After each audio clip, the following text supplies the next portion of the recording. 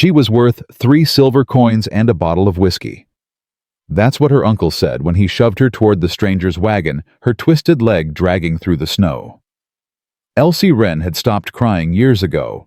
Tears were currency wasted on men who counted daughters as livestock.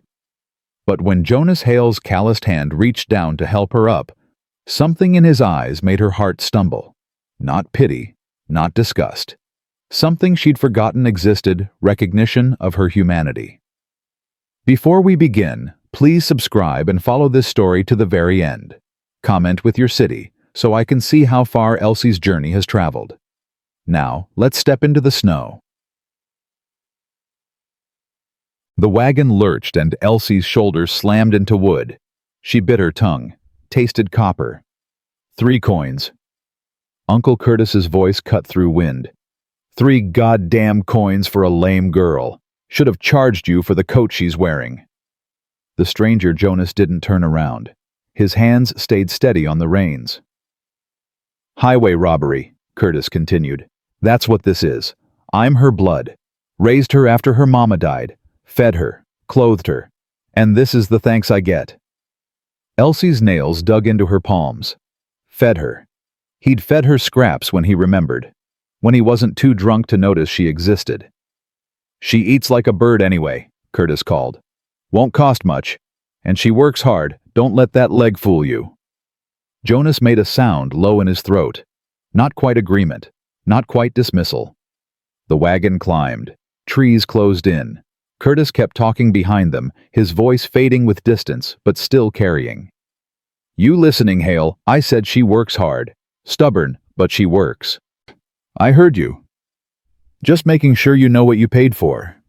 Girl's not much to look at, but deal's done. Jonas's voice dropped to gravel. Go home. Silence. Then Curtis laughed mean and sharp. Suit yourself. Just remember no refunds. Hoofbeats. Fading. Gone. Elsie breathed out slow. Her ribs ached from holding still so long. Cold? She jumped. Jonas still hadn't turned around. No, sir. Blankets behind you. She twisted and found thick wool scratchy against her fingers, wrapped it around her shoulders. The warmth hurt. Thank you. He nodded once. They rode. Wind picked up. Snow started falling soft at first, then harder.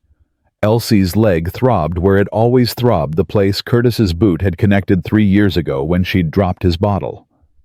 No. When he'd pushed her from the loft. She couldn't keep his lies straight anymore. Almost there. She looked up. Through the snow, she saw it cabin tucked against the mountain smoke, rising gray against white sky. Small, but solid. Real. Her stomach twisted. Jonas stopped the wagon and climbed down. He moved like a man who'd learned to be efficient with everything motion words trust. He walked to her side and held up his hand. She stared at it, at the scars across his knuckles, the dirt under his nails. I can manage. I know. He didn't lower his hand. But you don't have to. That cracked something inside her. She took his hand. Let him help her down. Her leg buckled and his grip tightened, steadying her without making a show of it. Thank you. He gestured toward the cabin. Let's get you warm. He walked beside her, matched her limping pace. Didn't rush, didn't sigh, just walked. The porch had 3 steps. She gripped the rail and climbed them. He opened the door and stepped aside. After you. Heat hit her first. Then the smell wood smoke and coffee and something cooking. Her stomach clenched with hunger she'd learned to ignore. She limped inside and stopped. Fire crackling in the hearth. Table with 2 chairs. Rocking chair. Books on shelves. Everything clean. Everything in its place. Nothing like Curtis's house with its stink of whiskey and rage. Sit. She moved to the rocking chair because she didn't know what else to do. Lowered herself into it. The cushion gave beneath her weight. Soft. When was the last time she'd sat on something soft? Jonas stirred the pot over the fire. The smell grew stronger. He ladled stew into a bowl, brought it to her with a spoon and bread. "Eat." She took the bowl. Her hands shook. "I should work first. You can eat." He pulled the other chair close and sat with his own bowl. "That's all." She stared at the stew. Meat, potatoes, carrots, real food. Her throat worked. "It's not poisoned." His voice held something that might have been humor. "I ate from the same pot this morning." She lifted the spoon. Tasted. The flavor hit her tongue and her eyes burned. Someone had seasoned this, had cooked it slow, had cared. She ate slowly, tried to maintain dignity. But she was so hungry, and it was so good, and she couldn't remember the last time anyone had given her anything without demanding payment first. Jonas ate his own meal, stared at the fire, gave her privacy. When her bowl was empty, scraped clean, he stood and took it, filled it again, brought it back. "I can't." "You can." She took the bowl. Their fingers brushed, and she jerked back. "Sorry." For what? For existing, for being broken, for taking his food. Nothing. He sat back down. This time his voice was quieter. "You don't have to be afraid of me, Elsie, but I understand why you are." She ate the second bowl slower, let herself taste the salt and pepper and bay leaf. Watched him from the corner of her eye. He was bigger than Curtis, broader through the shoulders. His face was weathered by sun and wind, dark beard covering a strong jaw, 40 maybe older, hard to tell with men who'd lived rough. "Why do you live alone?" The question escaped before she could stop it. She tensed, waiting for anger. Jonas stared into the fire. "Life taught me a hard lesson. Needed quiet to process it." "What lesson?" "That loving someone don't protect you from losing them." His jaw tightened. "Sometimes it just gives loss a bigger target." She looked at him and saw scars that weren't on his skin. "Why did you buy me?" He was quiet for a long moment. Then, "Your uncle came to town 4 times asking if anyone wanted you. Called you a burden. Said you couldn't earn your keep." His voice went flat. "4th time he was drunk. Said maybe he'd just leave you by the roadside, let you freeze." Elsie's face burned. "I paid him to shut his mouth and get you away from him." "Why, you don't know me." "No." He met her eyes. "But I know men like him. I know what they do to people who can't fight back." The fire crackled. Snow hit the windows. "What do you want from me?" Jonas leaned forward. "I want you to finish that stew. I want you to get warm. Tomorrow, if you're willing, I could use help around here. The work's honest. I'll pay you fair and treat you decent." He paused. "Come spring, if you want to leave, I'll take you to town. Give you enough money to start somewhere new." Her breath caught. "You'd let me go?" "You're not property, Elsie. You're a person who got dealt a bad hand." His voice was firm. "I'm just offering you a place to stand while you figure out your next move." She wanted to believe him. Couldn't afford to believe him. Men didn't do kindness without wanting something back. But the stew was warm in her belly, and the fire was bright, and Jonas Hale's eyes held no cruelty. "Okay." He nodded and stood. "Loft's yours. I'll sleep down here. Blankets up there, pillow wash basin behind that curtain." He moved toward the door. "I'm going to tend the animals." He walked out. Elsie sat in the rocking chair and stared at the door. Then she looked around again. Saw the care in the way the firewood was stacked. The books arranged by size. The mended patches on the curtains. This was a home built by someone who understood loneliness. She stood and limped to the ladder. It was steep. Her legs screamed with every rung, but she climbed it herself, stubborn, refusing to give in. The loft was small, clean. A bed with thick blankets. A small table with a candle. A window looking out at snow and pines. She sat on the bed. It didn't creak. Didn't smell of mice. The blankets were soft. Then she saw it. On the small table, A silver frame. Inside, a photograph. A woman with dark hair and gentle eyes. She was smiling, one hand resting on her swollen belly. Elsie picked it up, turned it over. Carved into the frame's back, Sarah and baby James. Forever loved. Her throat tightened. She set it down carefully and looked around the loft with new eyes. This had been someone's space. Someone who died here. Someone Jonas had loved. She lay down fully clothed and pulled the blankets to her chin. Listened to Jonas outside talking to the horses, his voice low and gentle. Heard chickens clucking. Heard wind through pines. For the first time in 3 years, she felt something she thought was dead. Not hope, not yet, but the possibility of it. The fire burned low. Jonas sat in the dark listening to the sounds from the loft. The creak of the bed, the catch in her breathing. She'd found Sarah's picture. He knew because he'd heard the small gasp, the careful way she'd set it down. He should have put it away. Should have cleared the loft before bringing her here. But he hadn't been able to. That picture was all he had left. 8 years since Sarah died giving birth to their son. 8 years since he'd buried them both under the oak tree out back. 8 years of silence and work and grief that had settled into his bones like winter cold. He hadn't planned to bring anyone here. This cabin was his sanctuary, his cell, his penance for everything he'd done wrong. But Curtis Yarrow's 4th visit to town had broken something in him. Watching that drunk bastard laugh about leaving his niece to freeze. Watching the other men laugh with him. Nobody stepping up. Nobody caring. He'd watched Elsie in town those times Curtis dragged her along. Watched how she kept her eyes down and her shoulders hunched, trying to take up less space. Watched the way people looked away from her limp, uncomfortable with her broken body. She reminded him of Sarah. Not in looks, but in that quiet strength that came from surviving what should have killed you. So he'd paid 3 silver coins he'd saved from selling furs. Had handed them over and watched Curtis count them twice. And he'd seen the terror on Elsie's face when Curtis shoved her toward the wagon. The way she'd stumbled and caught herself. The way she'd climbed into that wagon like she was climbing into her own grave. Jonas stood and added wood to the fire. Above him, the creaking stopped. She was listening, wondering if this was when he'd show his true intentions.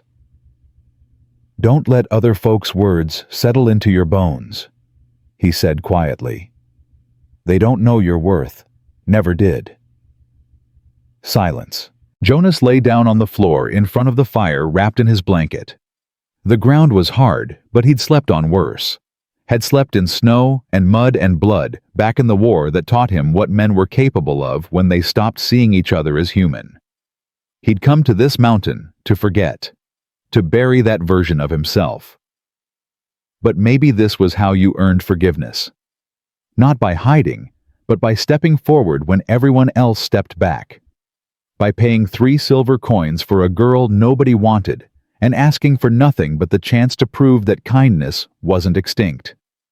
Maybe that was enough. Sleep pulled him under.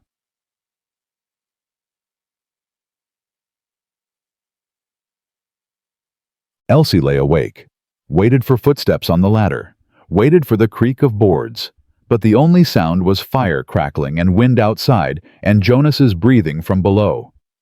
Then deep in the night, a sound cut through the darkness. A cry, not loud, broken. She froze. Listened to him thrash below. A nightmare. The thrashing stopped. She heard him sit up, heard his ragged breathing. "Sarah," his voice cracked. "I'm sorry. I'm so goddamn sorry." Elsie closed her eyes. This man who'd saved her was haunted too. They were both ghosts, trying to remember how to be human. She didn't go down, didn't comfort him. That wasn't her place. But she stopped waiting for him to climb the ladder. If Jonas Hale was a monster, he was one who wept for someone named Sarah in the dark, and that made him less frightening, more real. She let her guard drop. Not all the way, but enough to rest. Morning came gray and cold. Elsie woke to the smell of coffee and bacon. She sat up disoriented. The blankets had stayed on all night. Nobody had disturbed her. She climbed down the ladder slowly. Jonas stood at the stove, his back to her. "Morning," he said without turning.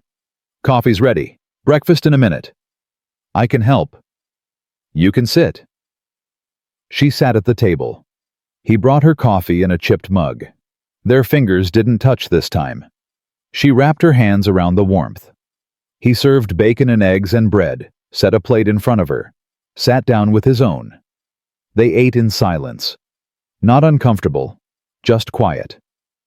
When she finished, he stood and collected the plates. "I need to mend the fence by the north pasture. You can come if you want, or stay here. Your choice." "I'll come." Something flickered in his eyes. Approval, maybe. Or respect. "Dress warm." She found a coat hanging by the door, too big, smelling of wood smoke and man. Put it on. Followed him outside. The snow had stopped, but the world was white. Clean. Beautiful in a way that hurt. Jonas handed her a bucket. "Chickens need feeding. Coop's there." He pointed. "I'll be at the fence. Holler if you need anything." He walked away. Trusted her to handle it. Elsie limped to the chicken coop. Her legs screamed in the cold, but she ignored it. Opened the door. The chickens clucked and swarmed her feet. She scattered feed and watched them eat. These simple creatures who only cared about food and warmth and survival. She understood them. When she finished, she looked toward the fence. Saw Jonas working, his breath fogging in the cold. He was fixing a broken rail, his movements efficient. She walked toward him. The snow was deep. Every step was agony. But she kept walking. He looked up when she got close. Didn't comment on how long it took her. Just nodded. "Hand me that hammer." She picked it up. Heavy. Gave it to him. They worked together. Him fixing. Her handing him tools. Not talking. Just working. The sun climbed higher. The cold bit deeper. But Elsie felt something warm spreading through her chest. Purpose. When the fence was done, Jonas stood back and examined it. Nodded. "Good work." "I barely did anything." "You showed up." He looked at her. "That's more than most people do." They walked back to the cabin. Her leg was on fire. She stumbled once and his hand shot out, steadying her. This time she didn't flinch. "Thank you." "You keep saying that." "I know." Inside he made lunch. Soup and bread. They ate.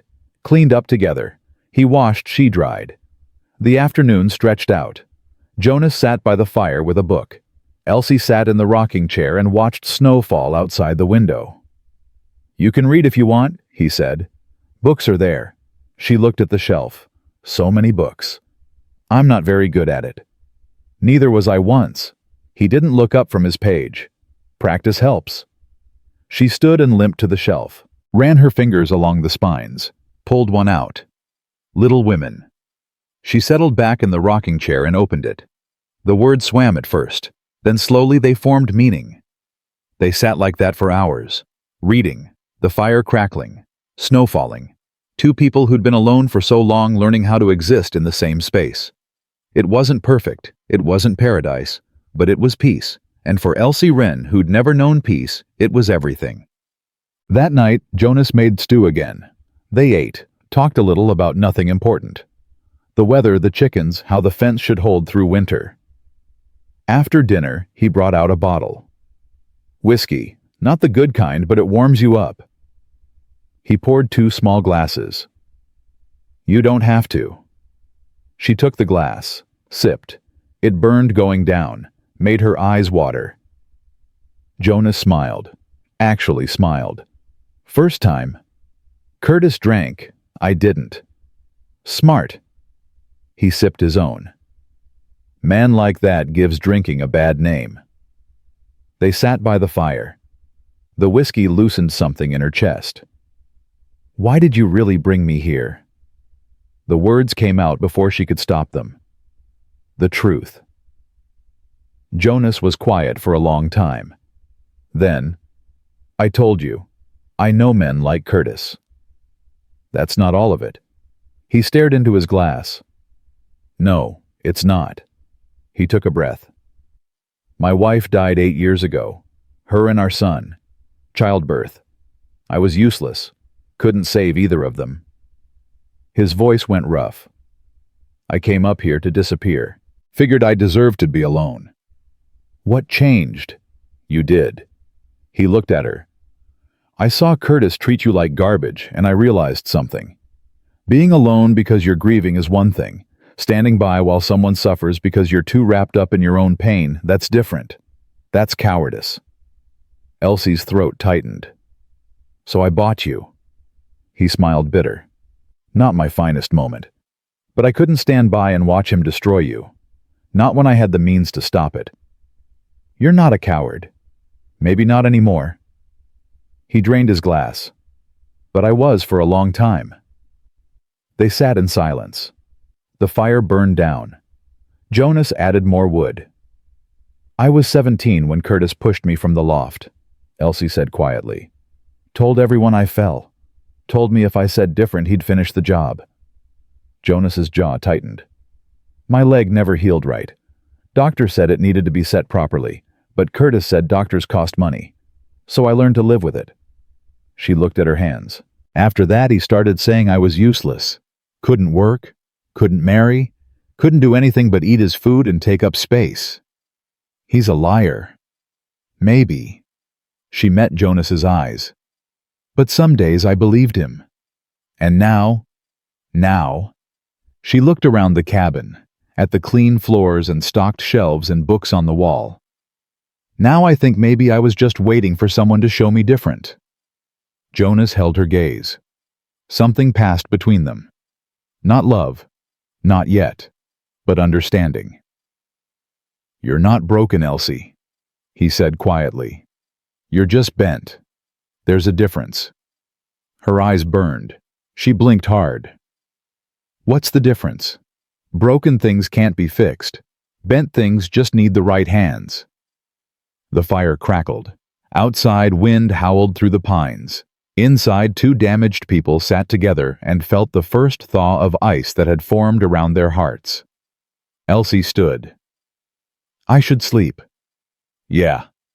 Jonas didn't move. Good night, Elsie. Good night, Jonas. She climbed the ladder, lay down in the bed that didn't creak, pulled the blankets close, and for the first time in 3 years, Elsie Wren fell asleep without checking that the door was locked. Because maybe, just maybe, she was starting to believe she was safe. 3 days passed like water over stone, slow but steady, wearing down the sharp edges of fear.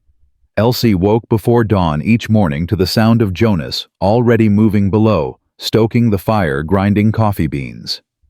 She'd lie there, listening to him work, learning the rhythm of his mornings. The creak of the floorboard by the stove. The scrape of the iron poker against stone. The low murmur he made when he talked to himself planning his day. On the 4th morning, she climbed down before he started breakfast. He looked up from the stove, surprise flickering across his face. You're up early. So are you. Can't help it. Old habits. He gestured to the coffee pot. Want some? I can make it. I know you can. He poured 2 cups anyway. But I'm already here. She took the cup. Their fingers brushed, and this time neither of them pulled away.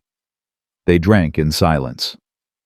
Outside, the world was still dark, stars fading against the coming dawn. Jonas moved to the window and stared out at the snow-covered mountains.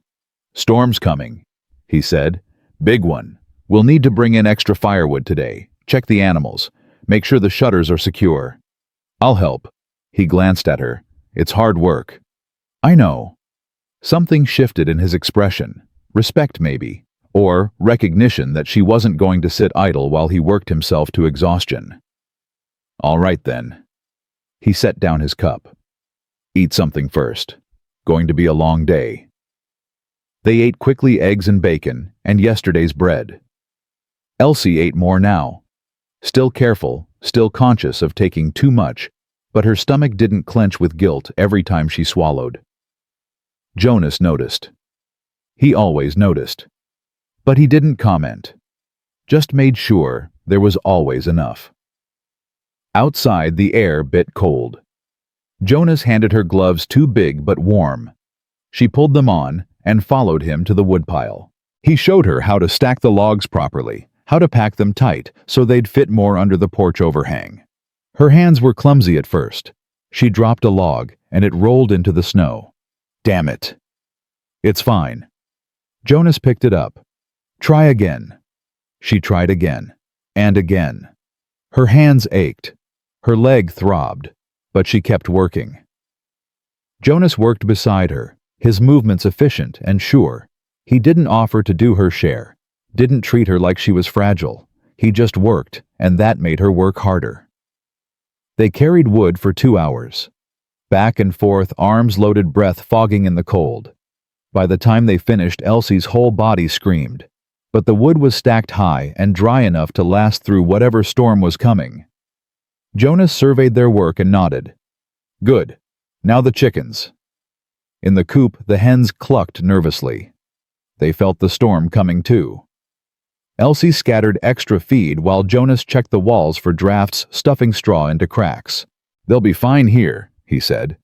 Built this coop myself. Should hold through anything. You built all of this. She gestured at the solid walls, the careful construction. Most of it. Cabin was here when I came, but it needed work. Roof was half caved in, floor rotted through. Spent my first winter fixing it. He smiled slightly. Nearly froze to death doing it. Why didn't you go back to town? The smile faded. Didn't have anything to go back to. She wanted to ask more, but something in his face stopped her. Some old pain he wasn't ready to share. She understood. She had plenty of those herself. They finished with the chickens and moved to the barn. Jonas had 2 horses, a big roan gelding named Red, and a smaller mare called Willow. They nickered when he entered, shoving their noses against his chest. Hey boy, Jonas stroked Red's neck. Storm's coming. You'll have to stay in for a few days. Elsie approached Willow slowly. The mare's ears swiveled toward her, cautious but curious. She won't bite, Jonas said. Go ahead. Elsie reached out and touched the mare's soft nose. Willow huffed warm air against her palm, and Elsie felt something loosen in her chest. When was the last time something had trusted her touch? When was the last time she'd trusted her own, she likes you? How can you tell? She's not trying to eat your coat. Jonas grinned. That's her way of showing affection. Elsie smiled. Actually smiled. It felt strange on her face, like a muscle she'd forgotten how to use.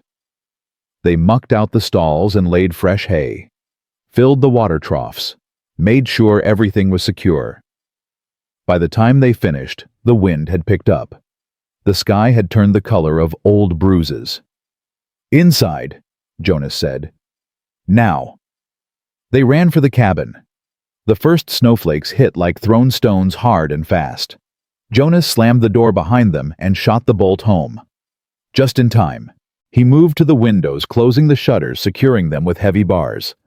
This is going to be a bad one. Elsie stood by the fire, breathing hard. Her leg hurt so badly she could barely stand. But she'd done it. She'd worked all morning and she was still standing. Jonas noticed her leaning against the chair. Sit down before you fall down. I'm fine. You're exhausted. He pulled the rocking chair closer to the fire. Sit. That's not a request. She sat. Her leg throbbed in waves. Jonas disappeared into the back room and returned with a small tin. Salve, he said, for the pain. Sarah used it when... He stopped, swallowed. It helps. He set it on the table and moved away, giving her privacy. Elsie opened the tin. The smell hit her wintergreen and camphor, and something else, something that smelled like care. She rolled up her pant leg and saw the old scar, thick and twisted, where the bone had healed wrong. Ugly. She'd stopped looking at it years ago. She rubbed the salve into her skin. It burned at first, then went warm. The pain eased a fraction. Better? She looked up. Jonas was at the stove, his back to her, giving her dignity. Yes, thank you. You did good work today. Her throat tightened. I dropped a log. And picked it up again. He turned around. That's what matters. Outside, the storm hit full force. Wind howled around the cabin. Snow battered the shutters. But inside, the fire burned warm and steady. Jonas made stew. He always made stew. Elsie noticed like it was the only thing he knew how to cook. But it was good stew. Honest food. They ate at the table. The storm raged around them, but the cabin held firm. How long will it last? Elsie asked. 2 days, maybe 3. Jonas sopped up gravy with bread. We're stuck here together. Hope you don't mind. She looked at him across the table, at his weathered face and gray eyes, and the careful way he kept distance between them even while sitting close. At the man who'd bought her for 3 coins and asked for nothing in return. I don't mind. His eyes held hers for a moment. Something passed between them, not spoken, not named, but real. They cleaned up together, washed dishes, dried them, put them away, moving around each other in the small space like dancers learning a new pattern. When the work was done, Jonas pulled out a deck of cards. You play, my father taught me. Before, she stopped. Before he died. Jonas nodded. Mine taught me too, before the war took him. He shuffled the deck. What's your game? Rummy. Mine too. He dealt. They played for hours. The storm screamed outside, but inside there was lamplight and card games and the easy silence of 2 people learning not to be alone. Elsie won 3 games. Jonas won 4. She caught him letting her win the last one and called him on it. I did no such thing. You had a straight flush. I saw it. Prove it. She couldn't, but they both knew. And somehow that made it funnier. Jonas made coffee and added a splash of whiskey to each cup. For warmth, he said. They sat by the fire. The whiskey burned pleasant and warm. Elsie felt her edges softening, felt the walls she'd built starting to crack. Can I ask you something? The words came out before she could stop them. Depends on the question. The woman in the picture, Sarah. What was she like? Jonas stared into his cup for a long moment. She was kind. That's the first thing I think of. Kind in a way that cost her. She saw good in everyone, even when they didn't deserve it. His voice went rough. She saw good in me when I came back from the war. When I was half crazy and full of nightmares. She didn't fix me. I'm still broken in all the ways that matter. But she loved me anyway. You're not broken. Yeah, I am. He looked at her. But so are you.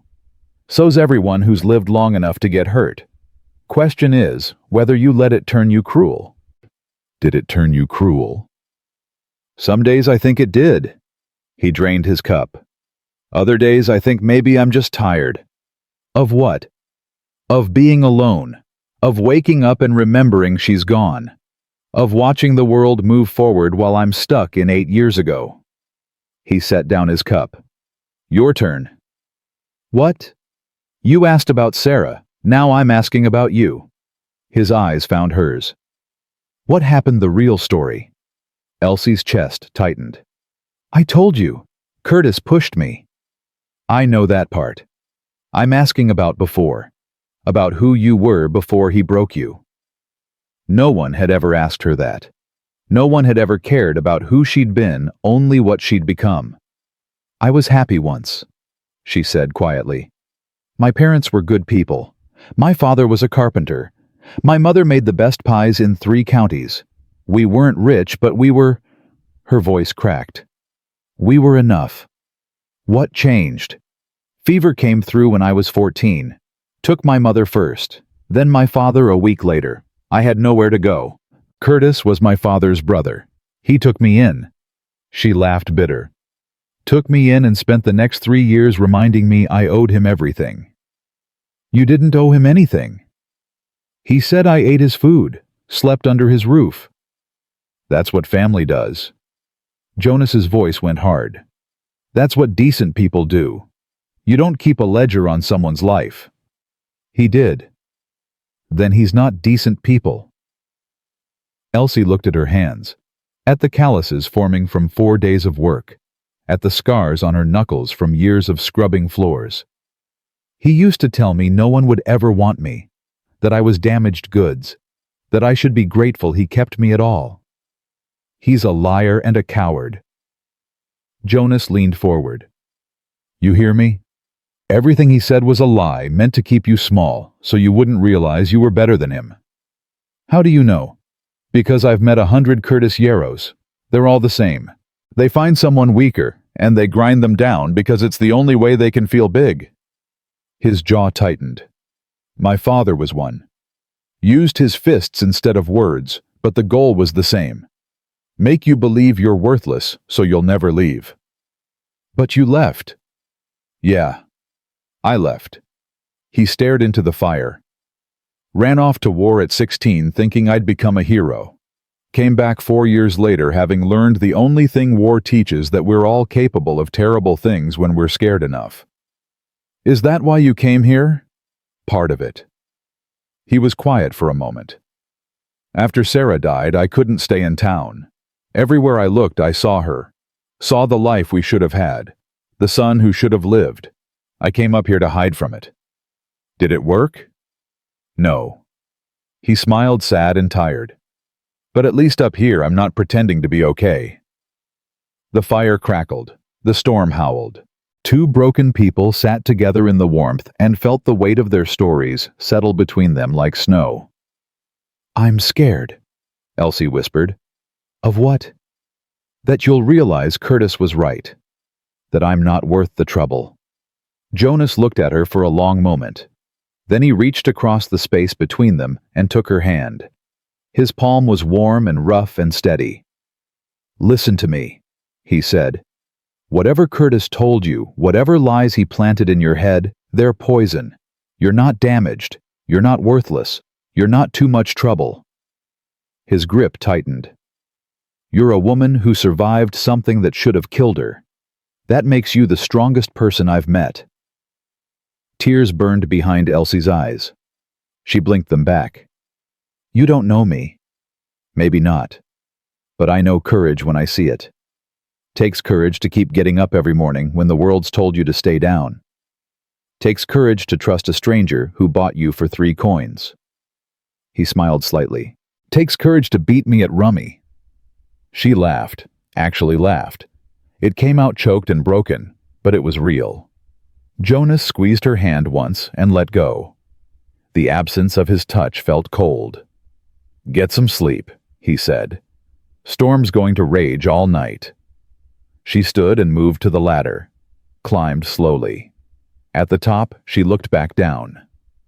Jonas was settling onto the floor by the fire, wrapping himself in his blanket. Jonas. Yeah. Thank you. For everything. Stop thanking me.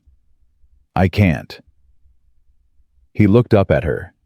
Even in the dim light, she could see his eyes. Then you're welcome. Now sleep. She climbed into bed and pulled the blankets close. Below, she heard Jonas shift and settle. Heard his breathing slow. The storm raged. The cabin creaked. But Elsie felt warm and safe, and something else she couldn't name.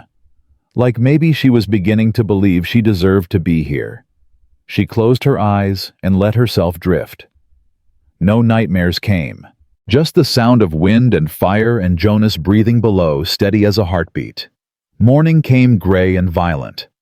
The storm had intensified overnight. Wind screamed around the cabin like something alive and angry. Snow fell so thick, Elsie couldn't see the barn from the window. Jonas was already up checking the shutters, making sure everything held. How bad is it? She asked. Bad. We're not going anywhere today.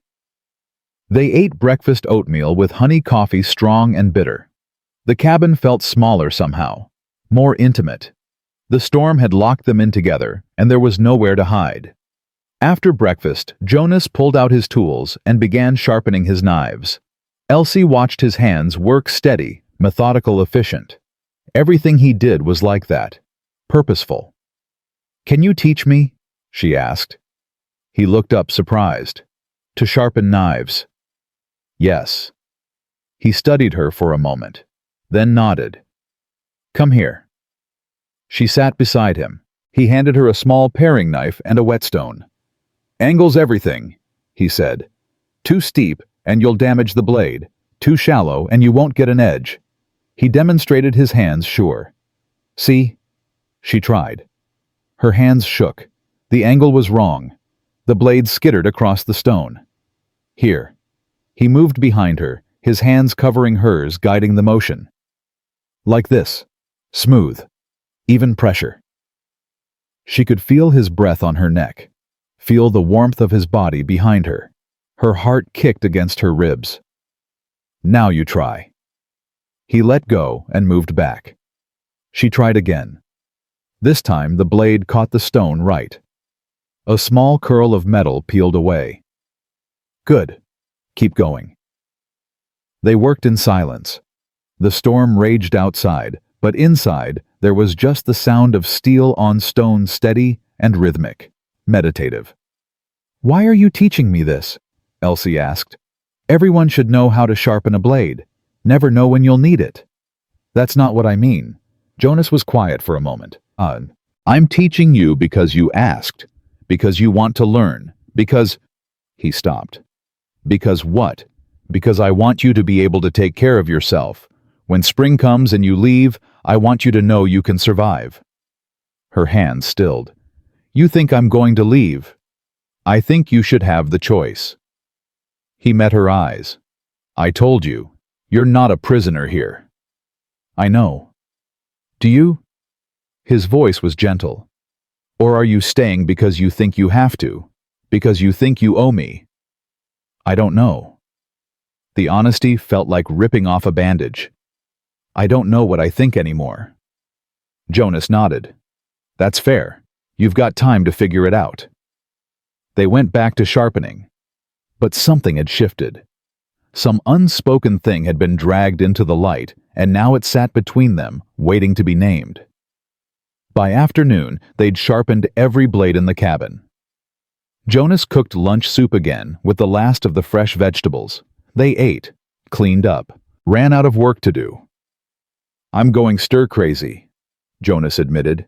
"Storm's getting to me." "What do you usually do when you're stuck inside?" "Read, carve." He gestured to a shelf lined with small wooden figures. Animals and birds and human shapes, each one detailed and perfect.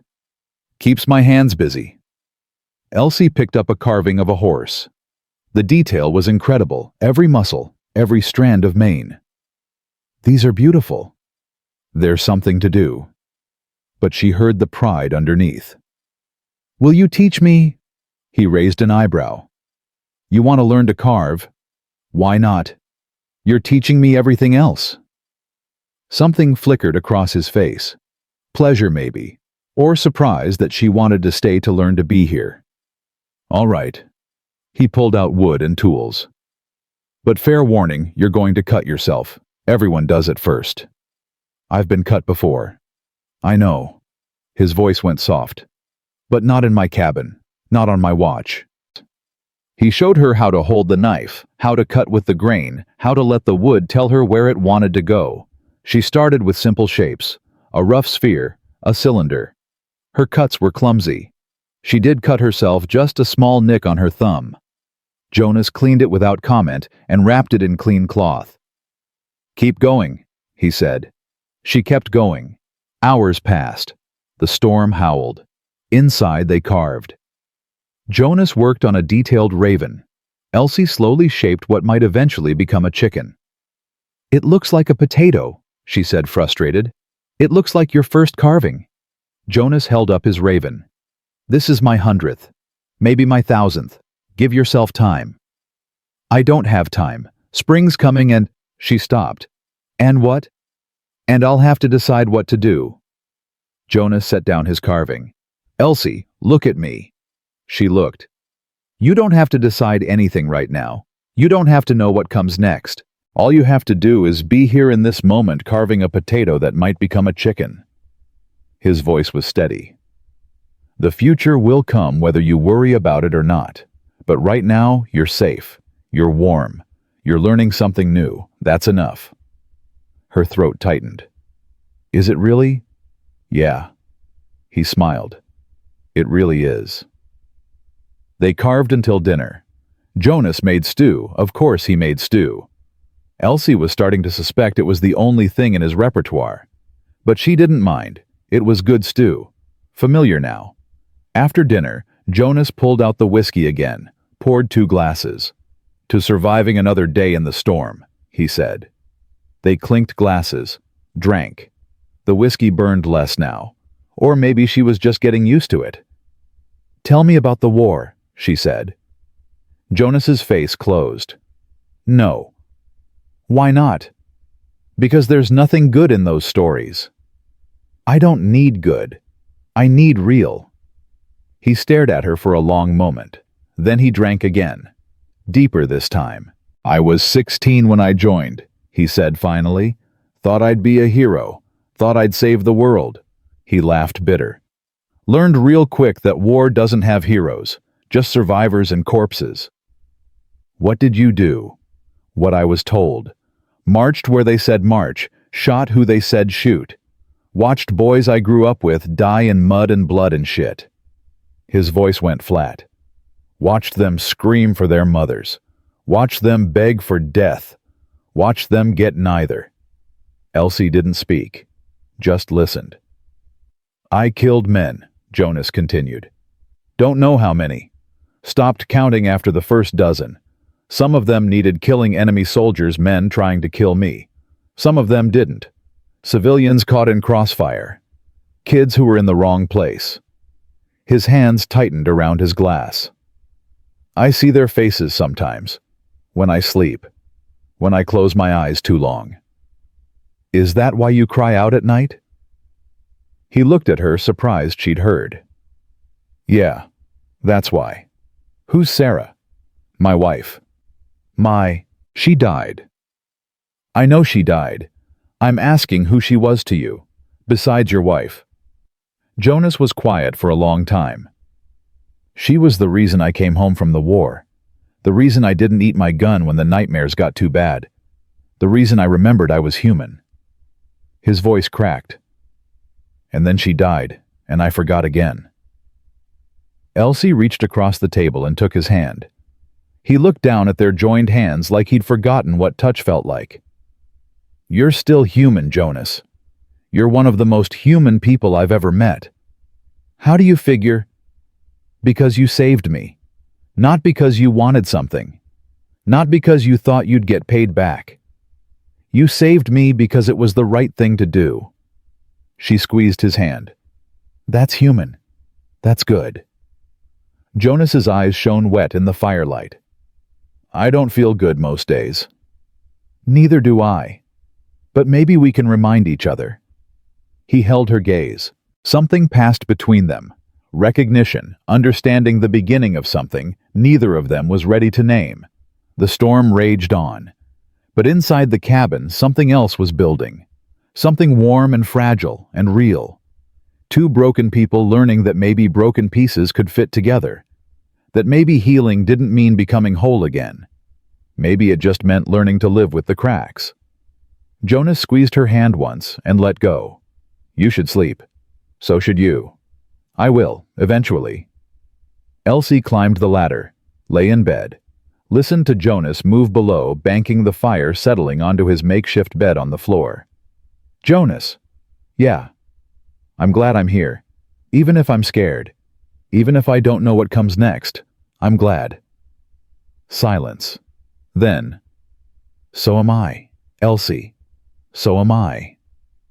She closed her eyes and let the storm sing her to sleep. And for the first time since her parents died, Elsie Wren fell asleep, thinking about tomorrow instead of yesterday. Below, Jonas lay awake and stared at the ceiling, at the loft where Elsie slept, at the space she'd filled without him realizing he'd left it empty. He'd meant what he said. When spring came, she could leave. Should leave, probably. Find a real life in town. Find someone who wasn't haunted by ghosts and war and grief. But God help him, he hoped she'd stay. The storm howled its agreement. The storm broke on the third morning. Elsie woke to silence, the kind of silence that comes after days of violence, heavy and strange. She climbed down the ladder and found Jonas already at the window, unbarring the shutters. Light flooded in bright enough to hurt. The world outside was buried under 3 feet of fresh snow, everything white and clean and new. "It's over," Jonas said. "Yeah." But something in his voice said he wasn't just talking about the storm. They ate breakfast quickly. Jonas was restless, his hands moving constantly, drumming on the table, adjusting his knife belt, checking the door latch twice. Elsie recognized the energy. He'd been cooped up too long, needed to move to work to do something physical before his thoughts ate him alive.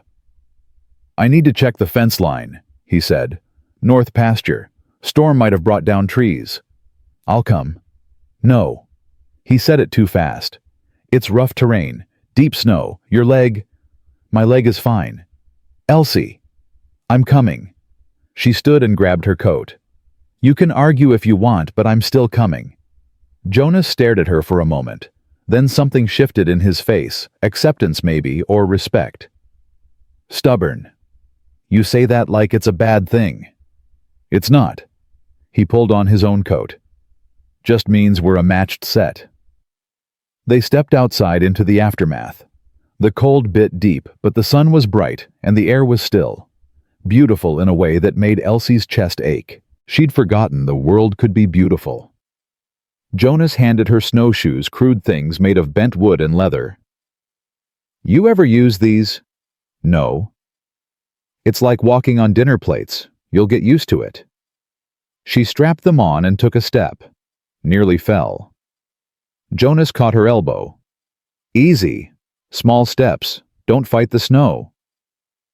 They walked slowly, at first finding their rhythm. The snow was deep, but the shoes kept them on top of it. After a while, Elsie's leg stopped screaming and settled into a dull ache she could ignore. The woods were silent, except for their breathing and the crunch of snow.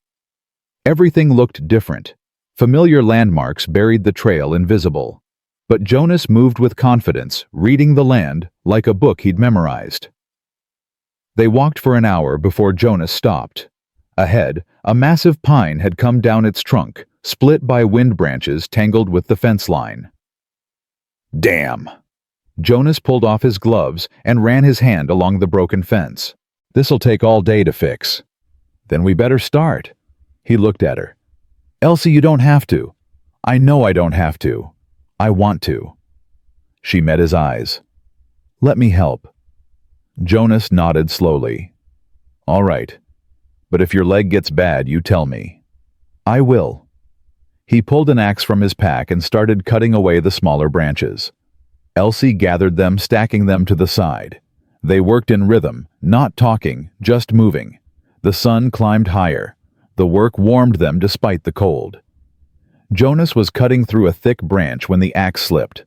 The blade grazed his left hand, opening a gash across his palm. Blood welled up bright red against white snow. Shit. He dropped the axe and pressed his other hand against the wound. Elsie was there before she realized she'd moved. "Let me see." "It's fine." "Let me see Jonas."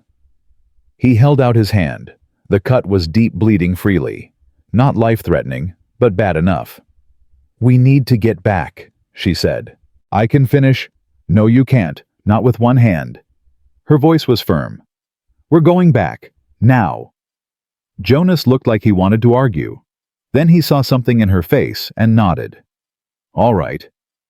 The walk back was slower. Jonas kept pressure on the wound, but blood seeped through his fingers. Elsie walked beside him, watching for signs he might stumble. Her leg throbbed, but she ignored it. He needed her steady. Inside the cabin, she pointed to the chair. "Sit." Jonas sat. Elsie brought water, clean cloth, the tin of salve. Her hands were shaking, but she made them stop. She'd done this before. Curtis used to hurt himself when he was drunk, and someone had to patch him up. But this was different. This was Jonas. This mattered. She unwrapped his hand carefully. The cut was clean at least. No dirt in it. "This is going to hurt," she said. "I know." She cleaned the wound with water and cloth, working gently but thoroughly. Jonas's jaw tightened, but he didn't make a sound. She dried it, applied the salve, then wrapped it in clean bandages. "There." She tied off the bandage. "Keep it clean. Change it twice a day." Jonas looked at his bandaged hand, then at her. "Where'd you learn to do that?" "Curtis." The word came out flat. "He got hurt a lot. When he was drinking. Someone had to fix him." "You were a kid." "I was what I had to be." She met his eyes. "Just like you." Jonas held her gaze for a long moment. Then he reached up with his good hand and tucked a strand of hair behind her ear. The gesture was so gentle it made her throat tight. "Thank you," he said quietly. "You're welcome." His hand lingered near her face. She could feel the warmth of it, the calluses on his palm. Her heart kicked against her ribs. She should step back, should put distance between them. But she couldn't make herself move. "Elsie!" A sound cut through the moment. Hoofbeats. Coming fast. Jonas's hand dropped. He stood, moved to the window. His whole body went rigid. "Who is it?" Elsie asked. "Curtis." The name hit her like a fist.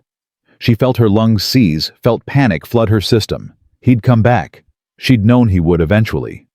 Men like Curtis always came back. "Stay here," Jonas said. "No. Elsie. I'm not hiding." Her voice shook, but she made herself stand tall. "Not anymore." Jonas looked at her, something fierce and proud flashing in his eyes. Then he nodded. "Stay behind me." They walked out onto the porch together. Curtis was climbing off his horse, grinning like he'd just heard a good joke. He was drunk, Elsie could tell from 50 feet away. Could smell it on the wind. "Well, well," Curtis swaggered forward. "Look at this. The cripple standing up straight. You teach her that, Hale?" Jonas's voice was flat. "What do you want, Curtis?" "What I want?" Curtis laughed. "I want what's mine. Girl belongs to me. I'm her blood." "No." Jonas didn't move. "She doesn't. I'm her uncle. I got rights." "You sold those rights for 3 silver coins." Jonas's hand rested on his belt, near where Elsie knew he kept his knife. "Deal's done. You got paid. Now leave." Curtis's face darkened. "Maybe I changed my mind. Maybe I want her back. And maybe I don't give a damn what you want." Curtis took a step forward, stopped when Jonas shifted his weight, ready to move. "You're making a mistake, Hale. Girl's cursed. Everyone knows it. Killed her own parents with fever, broke her own leg falling down. You pushed me." The words came out of Elsie before she could stop them. "You were drunk and I wouldn't get you more whiskey, and you pushed me from the loft." Curtis's eyes went cold. "Watch your mouth, girl." "Or what?" Something was breaking loose inside her. 3 years of silence, 3 years of lies. "You'll hurt me. You already did. You'll tell everyone I'm worthless. You already have." Her voice rose. "You got nothing left to take from me, Curtis. You sold me. Remember."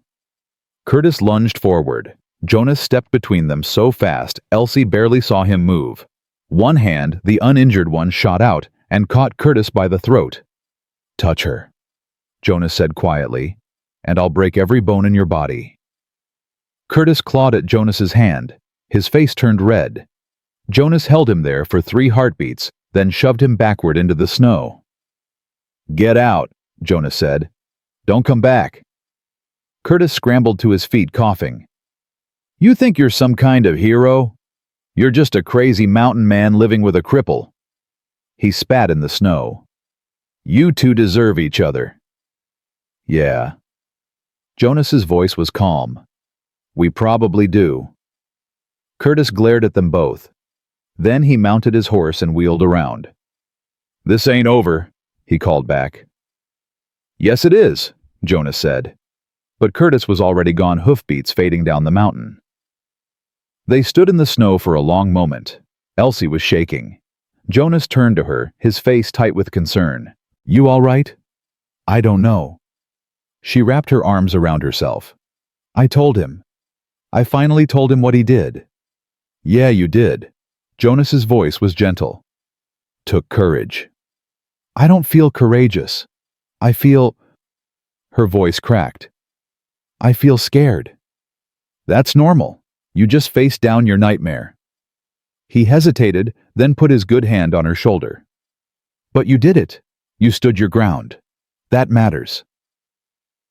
Elsie looked up at him. At this man who'd bought her for 3 coins and asked for nothing. Who'd fed her and taught her and stood between her and her demons. Who was looking at her now like she was something precious instead of something broken. "Why did you really buy me, Jonas? The whole truth." He was quiet for a long time. Then he sighed. "Because 8 years ago I failed to save the 2 people I loved most. And when I saw Curtis treating you like garbage, I couldn't—" He stopped, swallowed. "I couldn't stand by again. Couldn't watch someone suffer when I had the means to stop it. So I'm your penance." "No," he said it firmly. "You're not my penance. You're—" He stopped again, searching for words. "You're proof that I'm still capable of doing something right. That maybe I'm not as lost as I thought." Elsie felt tears building. "Jonas." "And maybe," he continued, his voice dropping lower, "maybe you're more than that. Maybe these past weeks you've become something I didn't expect." "What?" He looked at her, and his eyes held something she'd never seen directed at her before. Something warm and true and terrifying. A reason to stop hiding. The words hung in the cold air between them. Elsie's heart was hammering so hard she thought it might break through her ribs. "I'm scared," she whispered. "So am I." "Of what?" "Of wanting this. Of wanting you to stay." He took a breath. "Of caring about someone again and having them die or leave or—" She reached up and put her hand on his cheek. He froze, his eyes going wide. "I'm not Sarah," she said gently. "And you're not Curtis. We're just 2 people who got dealt bad hands trying to figure out how to play them." She felt tears slip down her face. "I'm scared too. Scared of trusting this. Scared of believing I deserve good things. But I want to try." Jonas covered her hand with his, holding it against his face. "Elsie, I don't want to leave in the spring," she said. The words tumbled out in a rush. "I want to stay. Here. With you. If you'll have me. If I'll—" Jonas made a sound that was half laugh, half sob. "Elsie, I've been terrified you'd leave since the moment you got here. Terrified you'd wake up and realize you could do better than a broken-down mountain man with more ghosts than sense. You're not broken down. Neither are you." He turned his head and kissed her palm. "But we're both bent. Remember. Bent things just need the right hands." She smiled through her tears. "You told me that." "Yeah, I did." He lowered her hand, but didn't let go. "So what do we do now?" "I don't know." She laughed shakily. "I've never done this before, the wanting to stay part, the choosing to be somewhere part." "Me neither. Not since Sarah." He squeezed her hand. "We'll figure it out as we go." "Okay." They stood there in the snow, hands joined, 2 people who'd survived things that should have killed them. The sun was bright. The air was cold. Everything was uncertain. But for the first time in 8 years, Jonas Hale felt something other than grief. And for the first time in 3 years, Elsie Wren felt something other than fear. They felt hope. "Come on," Jonas said finally. "Let's get inside before we freeze." "What about the fence?" "It'll keep until tomorrow. Today." He looked at his bandaged hand. "Today I need to rest this. And you need to stop pretending your leg doesn't hurt." How did you? I noticed things, Elsie, especially about you. Inside, they shook off the cold and stood by the fire. Jonas's injured hand throbbed. Elsie's leg screamed, but neither of them moved apart. I should check your bandage, Elsie said. Later. Jonas? Please, just... He turned to face her fully. Just let me say this before I lose my nerve. She went still. Say what? I don't know what this is, between us. Don't know if it's just two lonely people finding comfort or something more, but I know... His voice roughened.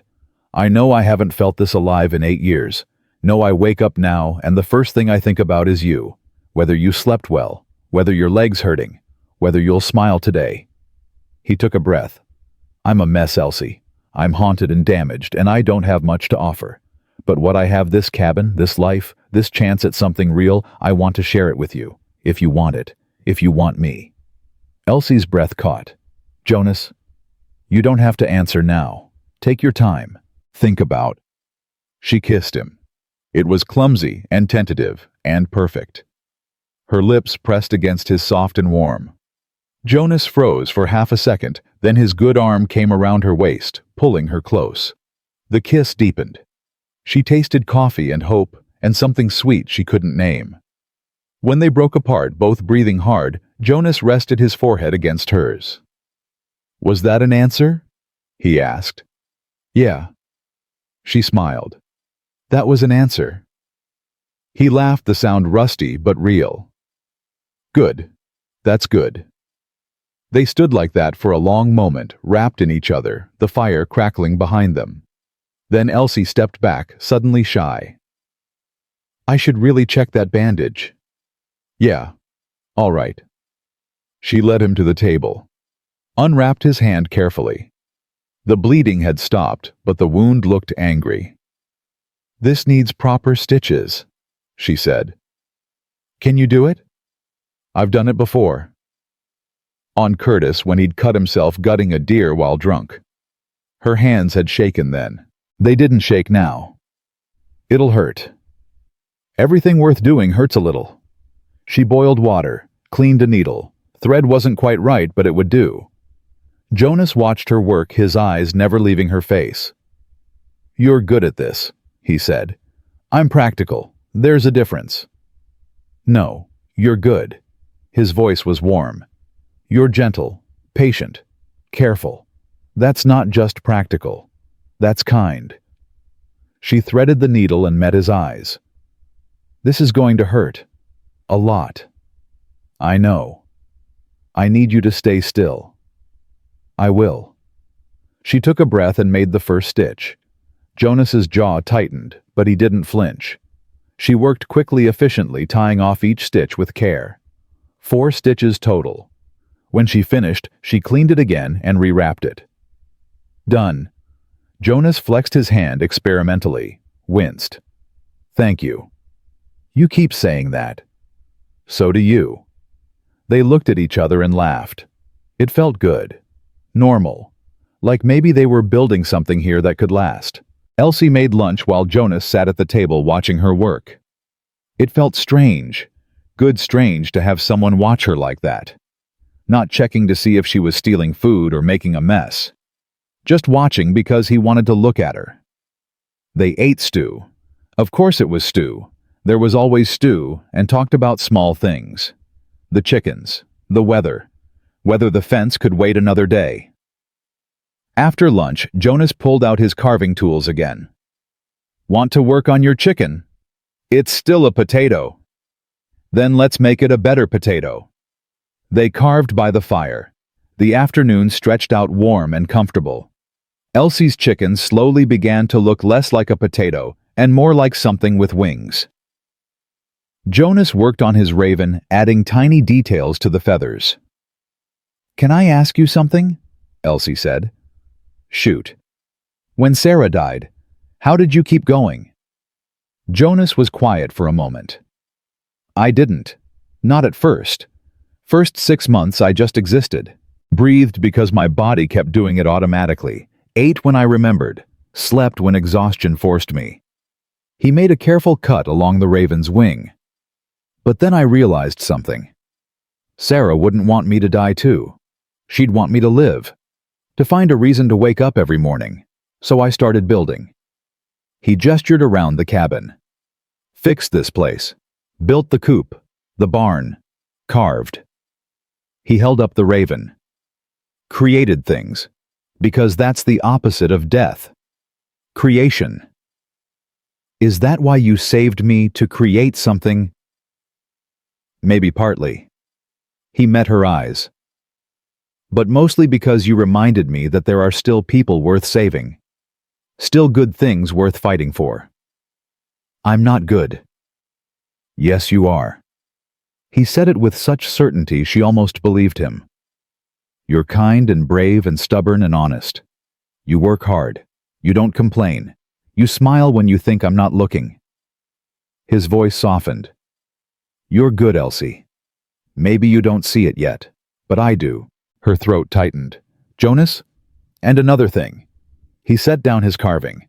I need to tell you something, about what I said before, about you being penance. He took a breath. That was wrong. You're not my penance. You're my... He struggled with the word. My second chance. At caring about someone. At being a person instead of a ghost. What if I let you down? What if you don't? He reached across the space between them and took her hand. What if we both stop waiting for the other shoe to drop and just live? See what happens. Elsie looked at their joined hands, at the calluses and scars and the bandage on his palm, at the visible proof that they'd both survived things that marked them. I'm scared, she admitted. Good. So am I. Means we're doing something real. They sat like that as the sun moved across the sky, hands joined carving with their free hands, learning the rhythm of being together. It wasn't perfect. Jonas's hand hurt, and Elsie's leg ached, and outside the world was still cold and hard. But inside, something was growing. Something warm and fragile and true. That evening, Jonas made dinner stew again, but this time, Elsie helped chopping vegetables with the knife she'd sharpened herself. They worked side by side in the small kitchen space, bumping elbows, murmuring apologies, learning how to move around each other. You know, Elsie said, you could teach me to make something other than stew. I could. Jonas grinned. But why mess with perfection? Because perfection gets boring. You calling my stew boring? I'm calling it consistent. He laughed, really laughed, and the sound filled the cabin with warmth. They ate, cleaned up together, settled by the fire with coffee and whiskey and the comfortable silence of two people who didn't need to fill every moment with words. Elsie. Yeah. I'm glad you're here. She smiled. So am I. Outside night fell. The stars came out cold and bright. Inside the fire burned low, and two people sat together, not quite touching, but close enough to feel each other's warmth. And for the first time in longer than either could remember, neither of them felt alone. Jonas broke the silence. Tomorrow we'll fix the fence. Then I need to ride to town for supplies. Get proper thread for your sewing medicine for this hand. I'll come with you. You sure town's not always kind? I'm sure. She met his eyes. I'm done hiding. He nodded slowly. All right then. We'll face it together. Together, she repeated. The word felt strange and wonderful on her tongue. They sat until the fire burned to embers. Then Jonas stood and banked it for the night. Elsie climbed the ladder to the loft. At the top, she turned back. Jonas. Yeah. Thank you for everything. He smiled up at her. Stop thanking me. Never. She climbed into bed and pulled the blankets close. Below, she heard Jonas settle onto his floor bed, heard his breathing slow and steady. And when sleep finally came, her dreams were quiet. No nightmares, no Curtis. Just warmth and safety, and the sound of someone breathing below who cared if she lived or died. For Elsie Wren, who'd spent 3 years believing she was worthless, that was everything. Below, Jonas lay awake and stared at the ceiling. at the loft where Elsie slept, at the future that suddenly seemed possible instead of empty. He'd loved Sarah with everything he had. Her death had nearly killed him. He'd thought he was done with love, done with risking his heart. But Elsie wasn't Sarah, and what he felt for her wasn't the same. It was quieter, steadier, built on shared survival instead of youthful passion. Maybe that was better. Maybe that's what second chances looked like, not a repeat of the first, but something new. Something earned through pain and patience and choosing to keep trying when it would have been easier to give up. He closed his eyes and let himself imagine it. Spring coming. Elsie staying. Building a life together day by day, moment by moment. Teaching her to ride. Showing her the meadow where wildflowers grew in summer. Maybe eventually hearing her laugh without the shadow of fear behind it. Maybe even someday hearing her say she loved him. The thought terrified him. But it also filled him with something he'd thought was dead anticipation. For tomorrow. For next week. For next year. For a future that included someone other than ghosts. Jonas smiled in the dark and let sleep take him. Outside, the mountain stood silent under a blanket of stars. The wind whispered through the pines. And inside, a small cabin, two broken people breathed in rhythm, healing slowly together. The worst of the storm had passed. But the real work, the work of learning to trust, to hope, to love again, was just beginning. And for the first time in longer than either could remember, both of them believed they might actually survive it. Morning came with the sound of hoofbeats. Multiple horses moving fast up the mountain trail. Elsie woke to Jonas already at the window, his body tense. "Get dressed," he said quietly. "Quickly." She scrambled down the ladder, her heart hammering. "Is it Curtis?" "Yeah, and he brought friends." She pulled on her boots with shaking hands. Through the window, she could see them. Curtis on his horse and two other men she didn't recognize. One was thick through the shoulders, mean-looking. The other was older, wearing a coat that looked too fine for mountain travel. "Who are they?" "Don't know the big one. The other's probably a lawyer from town. Curtis must have scraped together enough money to make this legal." Jonas moved to the door, checking that it was barred. "Stay inside." "No. Elsie. I'm not hiding anymore. Remember." She stood beside him, trying to keep her voice steady. "Whatever happens, we face it together." Jonas looked at her for a long moment. Then he nodded and opened the door. They stepped out onto the porch. Curtis was already dismounting, that same drunk swagger in his walk. The big man stayed on his horse hand, resting on something at his belt. A gun, probably. The older man climbed down, carefully brushing snow from his coat. "Hail," Curtis called out, grinning. "Told you it wasn't over." Jonas said nothing. Just stood there, solid and unmovable. The older man stepped forward, pulling a paper from his coat. "Mr. Hale, I'm Theodore Watts, attorney at law. I'm here representing Mr. Yarrow in the matter of his niece, Elsie Wren." "She's not his niece anymore," Jonas said. "He sold her. I bought her. Transaction's complete." "Actually," Watts unfolded the paper. "That's where you're mistaken.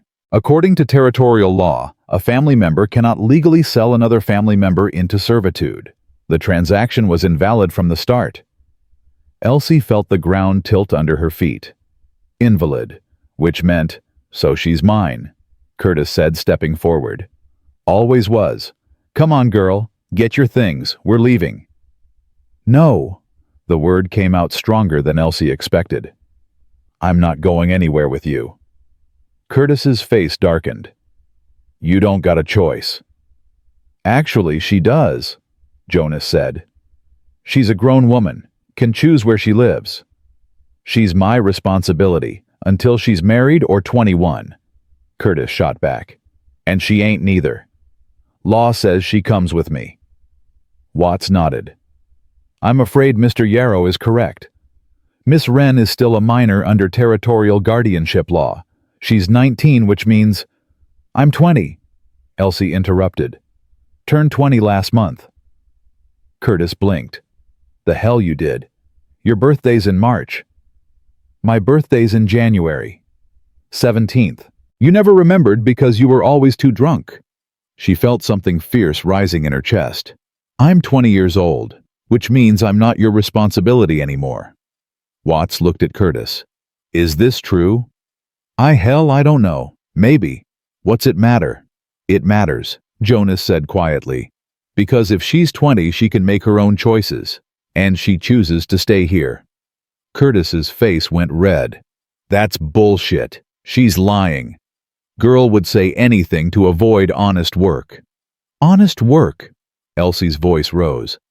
You made me scrub floors until my hands bled. Made me cook your meals and clean your house and take your beatings when you were drunk. That wasn't honest work. That was slavery. Watch your mouth, or what you'll push me down again, break my other leg. She stepped forward, her whole body shaking. You told everyone I fell, made me lie for you, made me believe I was worthless so I wouldn't tell anyone what you did. The big man shifted on his horse. Watts looked uncomfortable. Curtis's face had gone from red to purple. You're a liar, Curtis spat. Always were. Ungrateful little... Jonas moved. 1 second he was standing still. The next he was down the porch steps and had Curtis by his coat. You're done, Jonas said, his voice deadly quiet. You're done hurting her. Done lying about her. Done treating her like property. Get your hands off me. Jonas shoved him back. Curtis stumbled, caught himself. His hand went to his belt, but the big man cleared his throat. Mr. Yarrow, I wouldn't. Curtis froze, looked at his hired muscle. What?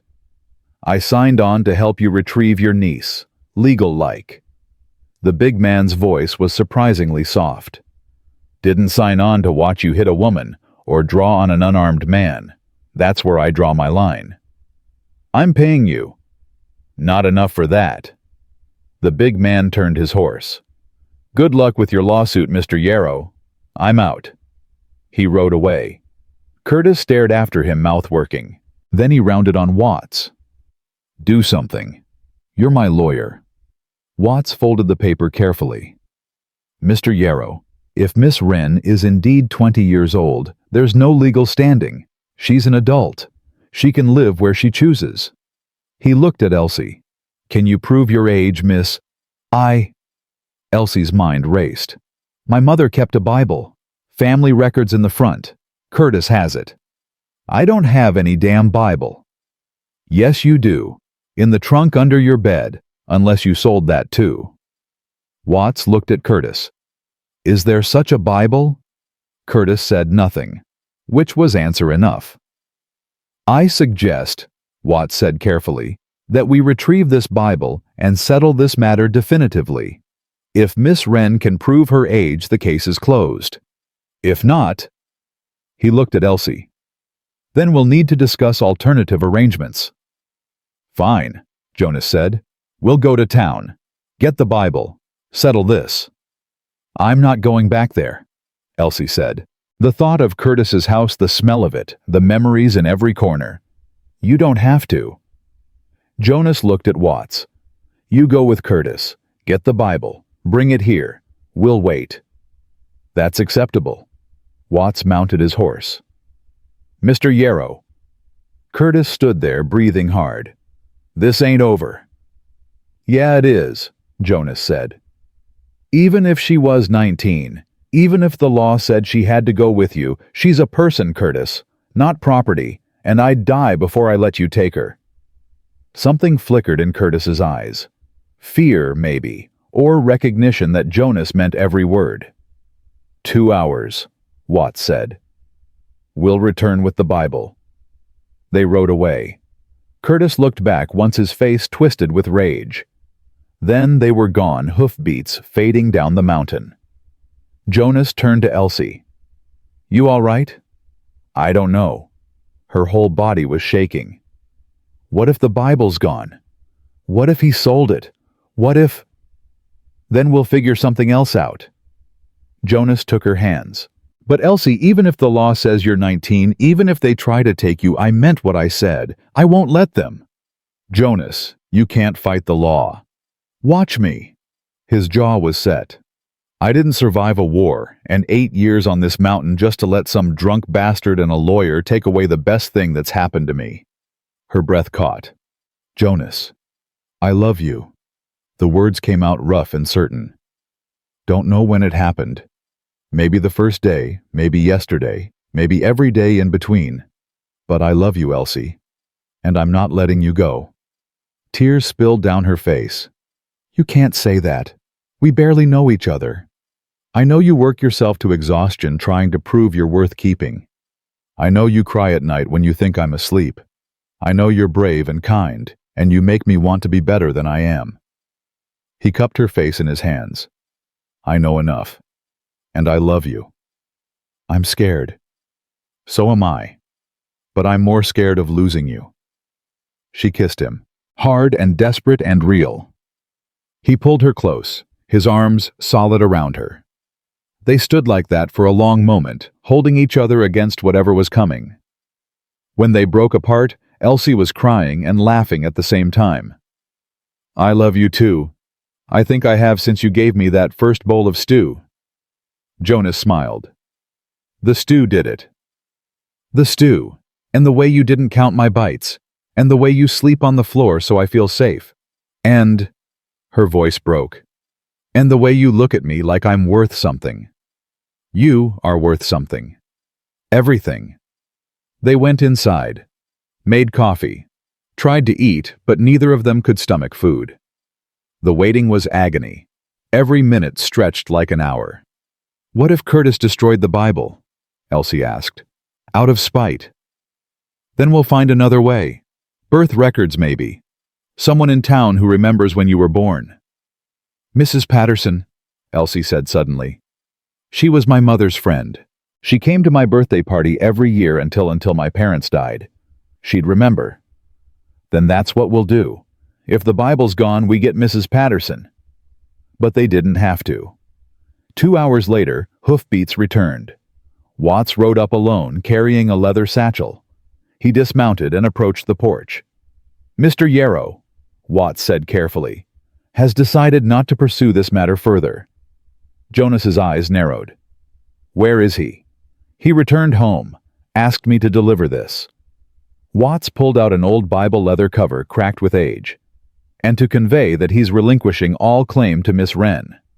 Elsie took the Bible with shaking hands, opened it to the front page where her mother's careful handwriting recorded births and deaths and marriages. There, Elsie Margaret Wren, born January 17th, 20 years ago. "He saw this?" Elsie asked. "He did. And then he—" Watts paused. "He said something I'll not repeat in polite company and rode off. I suspect he won't trouble you again." "Why?" Jonas asked. "Curtis doesn't give up that easy." Watts was quiet for a moment. "I took the liberty of explaining to Mr. Yarrow that if he pursued this further, I would be obligated to inform the territorial marshal about certain allegations Miss Wren made regarding her injury. The marshal takes a dim view of men who harm family members." "You threatened him," Jonas said. "I clarified his legal position." Watts's mouth twitched. "Aggressive clarification, perhaps, but clarification nonetheless." "Why?" Elsie asked. "You're his lawyer." "I was his lawyer, past tense." Watts looked at her directly. "I have 3 daughters, Miss Wren. The thought of any man treating them the way Mr. Yarrow treated you." He stopped collecting himself. "I've withdrawn my representation, and I've filed a formal notice with the territorial court stating that you are of legal age and under no one's guardianship." He pulled another paper from his satchel. "This is for you. Documentation of your age and legal independence. Keep it safe." Elsie took the paper, unable to speak. Jonas stepped forward and held out his hand. "Thank you, Mr. Watts." Watts shook it. "No thanks necessary. I should have asked more questions before taking the case." He looked at Elsie again. "I'm sorry for what you've endured, Miss Wren. I hope you find peace here." "I already have," she said quietly. Watts nodded, mounted his horse and rode away. They stood on the porch watching him go. Elsie held the Bible in one hand and the legal paper in the other. Proof. Evidence. Freedom. It's over, she whispered. Yeah. Jonas's arm came around her shoulders. It's over. She turned into him and finally let herself cry. Not sad tears, relieved tears, free tears. Jonas held her and let her shake and didn't try to tell her everything was fine. He just held her until the storm passed. When she could breathe again, she pulled back and looked up at him. I'm free. You are. Curtis can't touch me anymore. No, he can't. And I can stay, if I want. If you want. His voice was careful. No pressure. You're free, Elsie. You can go anywhere. Do anything. I want to stay here. With you. If the offer's still good. Jonas's face broke into a smile. The offer's permanent. She laughed and kissed him. It felt different now, not desperate or scared, but certain. Chosen. Free. They went inside. Elsie set the Bible and the papers on the table and stared at them like they might disappear. I can't believe he just gave up, she said. Watts scared him. And Curtis is a coward at heart. Cowards fold when someone bigger stands up to them. Still, I thought... She stopped. I thought I'd have to fight harder. You did fight. You told him the truth about what he did, in front of witnesses. Jonas poured coffee. That took courage. I was terrified. Courage isn't not being scared. It's being scared and doing it anyway. He handed her a cup. You were brave, Elsie. She wrapped her hands around the warmth. What happens now? Now. Jonas sat across from her. Now we live. Fix the fence. Tend the animals. Plant a garden in spring. Teach you to ride. Maybe build another room onto the cabin if we need space. He paused. Or we could just keep living the way we have been, one day at a time. I like that better. Yeah, me too. They drank their coffee. Outside the sun climbed higher. The snow sparkled. Everything felt impossibly bright. Jonas. Yeah. You said you love me. I did. I do. I've never... She struggled with the words. I've never had anyone say that before, not since my parents died. Well, get used to it. His voice was gentle. Because I plan on saying it a lot. She smiled. I love you too, in case that wasn't clear. It was clear, but I don't mind hearing it. They sat together drinking coffee, the legal papers between them like a bridge to a new life. After a while, Jonas stood and held out his hand. Come on. Where? I want to show you something. She took his hand and let him lead her outside around the back of the cabin. Past the barn, past the chicken coop, to a place she'd never been. Under a large oak tree, 2 wooden crosses stood in the snow. Sarah and James, Jonas said quietly. This is where they rest. Elsie looked at the crosses, simple but well-made, carved with names and dates. I come here sometimes, Jonas continued. Talk to them. Tell them about my day. Sounds crazy, but it's not crazy. He looked at her. I wanted you to meet them, officially, because they're part of me, part of who I am. He took a breath. And I wanted to tell them about you, about how you made me remember I'm still alive. Elsie's throat tightened. What do you think they'd say about me? Jonas was quiet for a moment. Sarah would like you. She'd like your strength, your kindness. She'd probably tell me to stop being an idiot and ask you to marry me properly instead of just assuming you'll stay. Elsie's heart stuttered. Jonas, I'm not asking. Not yet. He turned to face her fully. Not because I don't want to, but because you just got your freedom.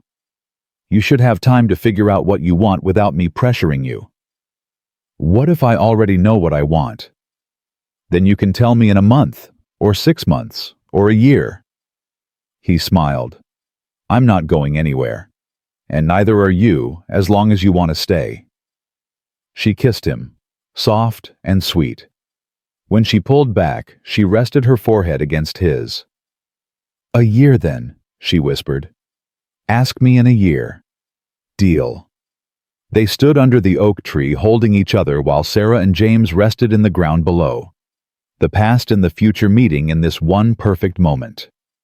Then Jonas took her hand and led her back to the cabin. They had work to do. The fence still needed fixing. The chickens needed feeding. Life needed living. But first, they had lunch. Jonas made stew, of course he made stew, and Elsie helped. They worked together in the small kitchen, bumping elbows and stealing kisses, learning the dance of being in love. After lunch, they bundled up and headed out to fix the fence. Jonas's hand was still bandaged, but he insisted he could work. Elsie carried the tools and helped where she could. They worked through the afternoon side by side, rebuilding what the storm had broken. By the time they finished, the sun was setting. They walked back to the cabin tired and cold and happy. Inside, Jonas built up the fire while Elsie made coffee. "I should write to Mrs. Patterson," Elsie said. "Tell her I'm all right. She probably heard from Curtis that I'm gone." "Good idea. Paper's in that drawer. Ink too." Elsie sat at the table and wrote carefully. The words came slow at first, then faster. "Dear Mrs. Patterson, I hope this letter finds you well. I wanted you to know that I am safe and happy. I'm living in the mountains now with a good man named Jonas Hale. He treats me with kindness and respect. We're building a life together. I also wanted to thank you for being kind to my mother and me when I was young. Your friendship meant more than you know. If you're ever in town and see Curtis, please don't tell him where I am. He's relinquished his claim to me, but I'd rather not tempt fate. I'm free now, Mrs. Patterson. Free in ways I never thought I'd be. And I'm learning that freedom isn't just about being away from bad things. It's about having the choice to move toward good things. Thank you for remembering my birthday all those years. It helped me prove my age and secure my independence. With love and gratitude, Elsie Wren. She folded the letter carefully. Tomorrow Jonas could ride to town and post it. But for now, it sat on the table, a small bridge to her past. They ate dinner stew again. Elsie was starting to think Jonas literally only knew how to make stew, and settled by the fire. Jonas pulled out his carving. Elsie picked up her chicken-potato hybrid. "It's getting better," Jonas said, examining her work. "It's still a potato. A potato with potential." She laughed and kept carving. Outside, night fell. Inside, warmth and light, and the comfortable silence of two people who didn't need words to communicate. "Elsie, yeah. I'm glad you're here." "You keep saying that." "I know, but it keeps being true." She set down her carving and moved to sit beside him on the floor by the fire. He wrapped his arm around her shoulders, and she leaned into his warmth. "I'm glad I'm here too," she said. "Even though it started scary, even though I didn't choose it at first, I'm choosing it now." That's all that matters. They sat like that for a long time, watching the fire burn. Then Elsie spoke quietly.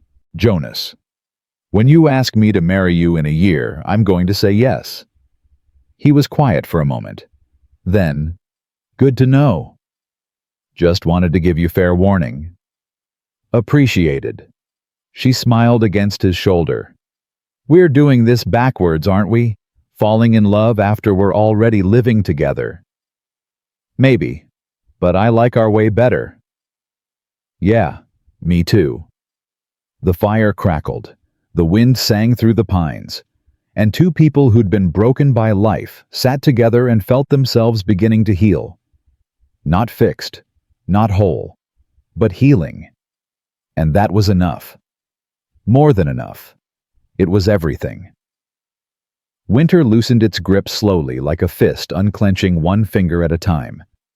The snow melted in patches, revealing brown earth and the promise of green things waiting beneath. Elsie watched the change from the porch each morning, coffee in hand, Jonas beside her. "Spring's coming," he said one morning in early March. "I can smell it." "What's spring smell like?" "Hope." She looked at him and smiled. "Possibility. He kissed her temple. You're getting poetic on me. Maybe you're rubbing off on me. God help you if that's true. They laughed and went inside to start breakfast. The rhythm of their days had become natural.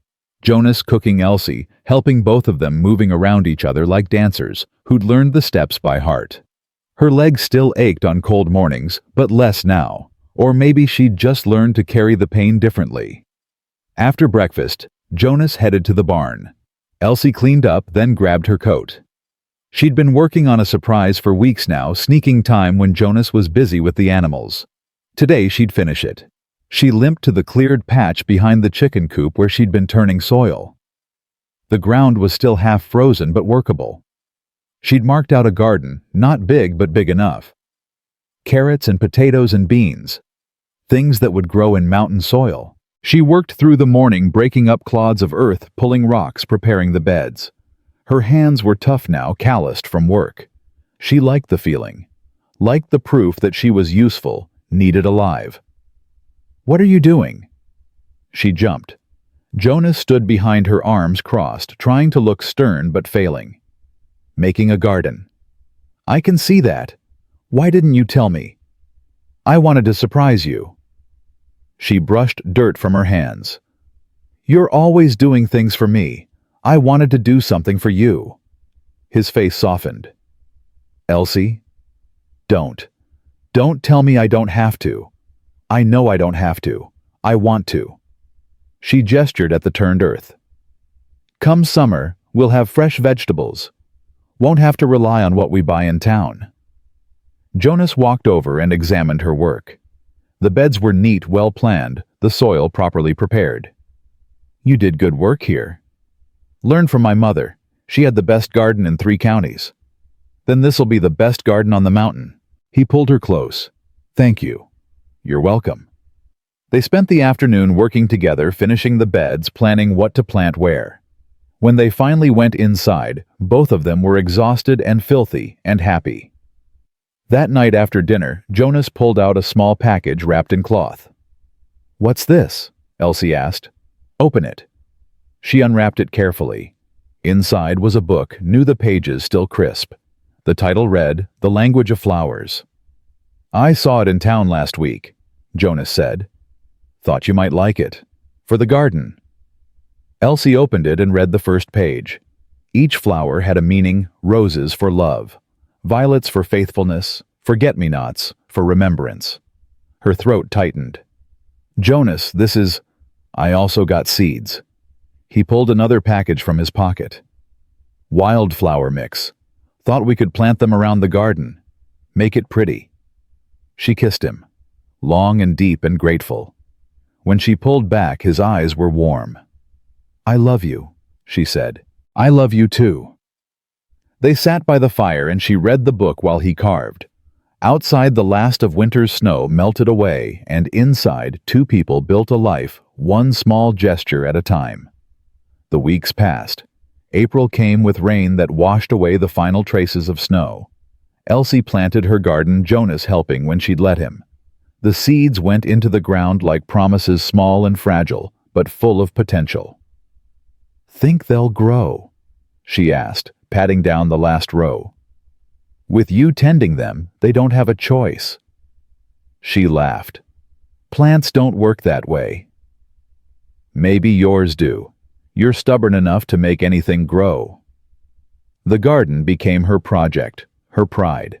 She watered it every morning, pulled weeds, talked to the seeds like they could hear her. Jonas would watch from the porch, coffee in hand, a smile on his face. You're staring, she called out one morning. Can't help it. You're nice to look at.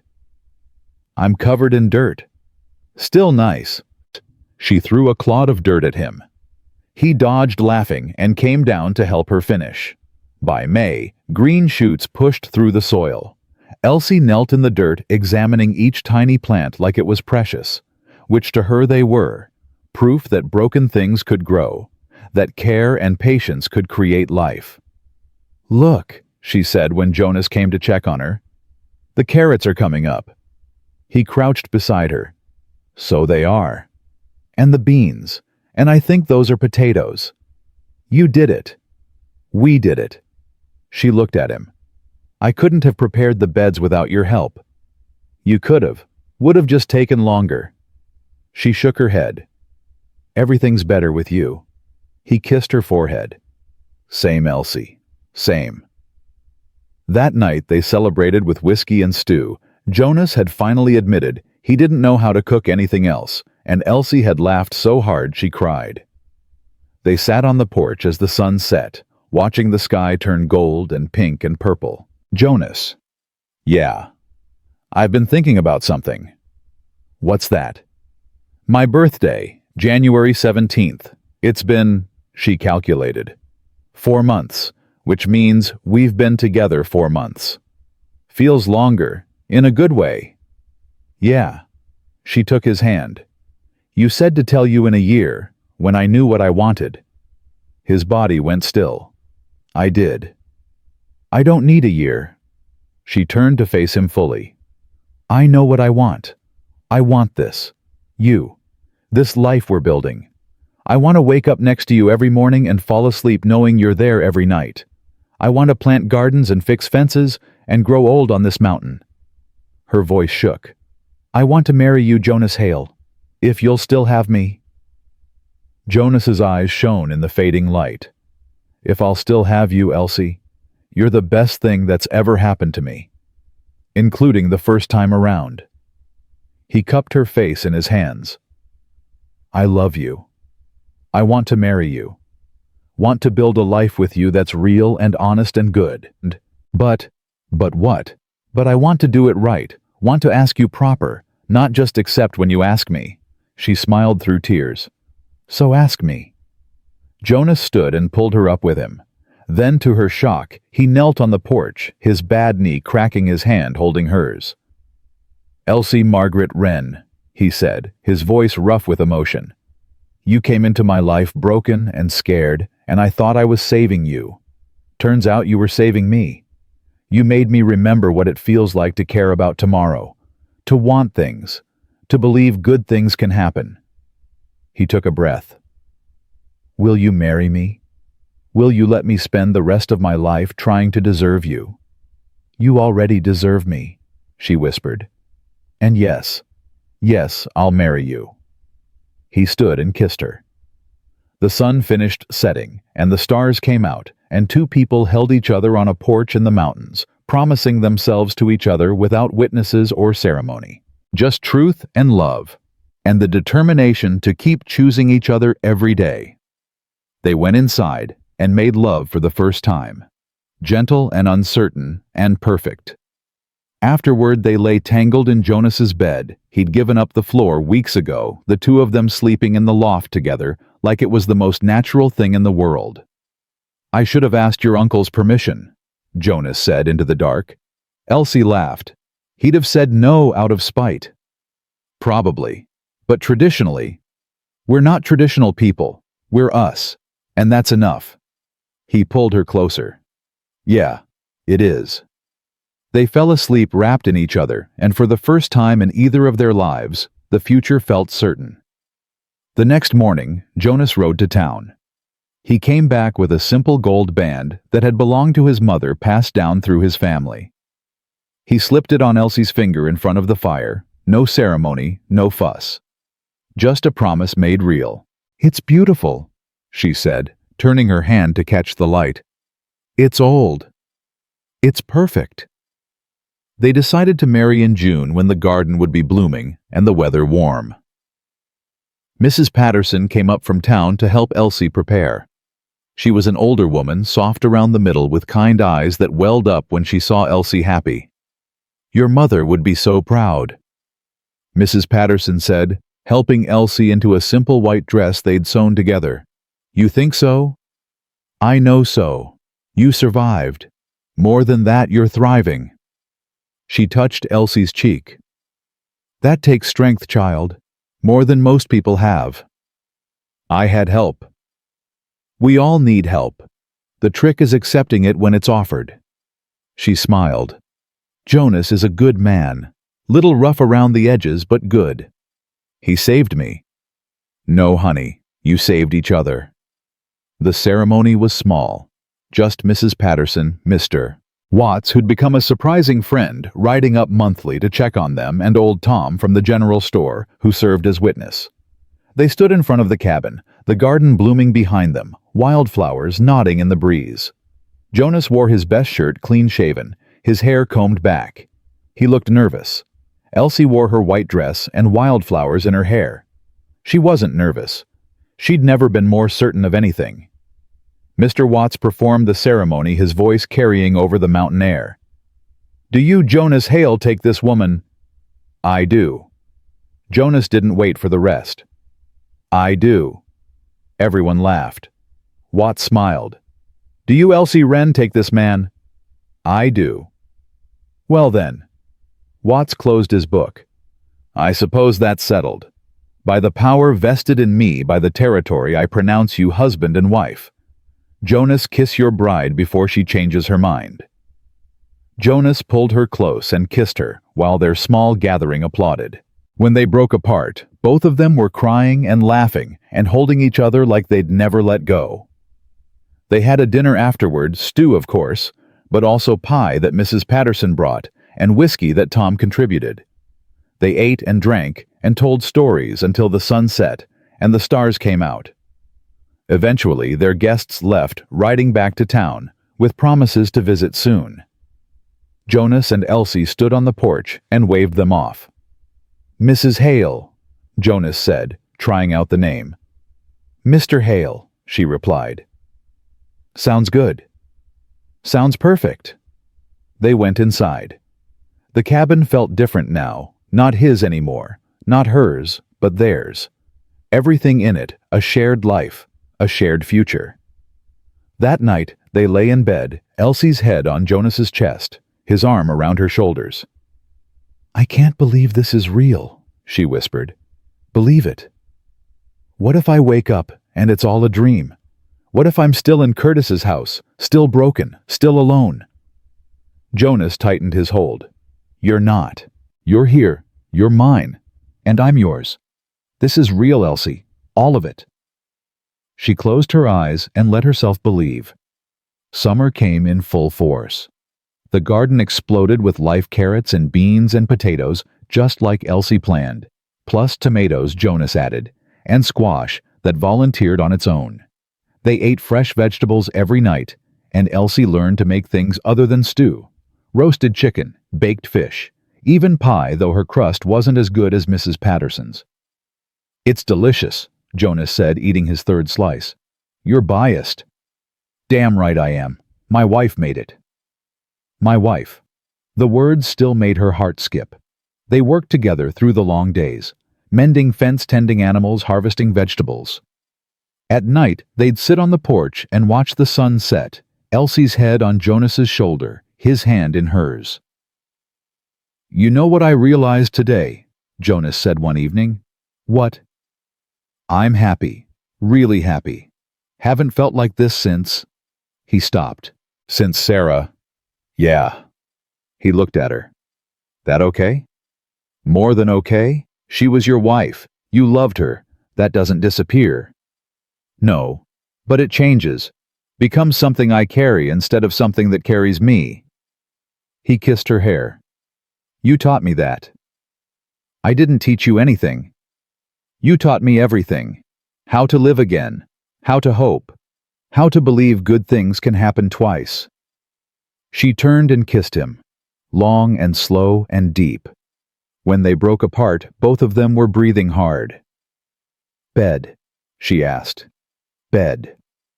They went inside and loved each other under the roof they shared in the life they'd built, two broken people who'd found a way to be whole together.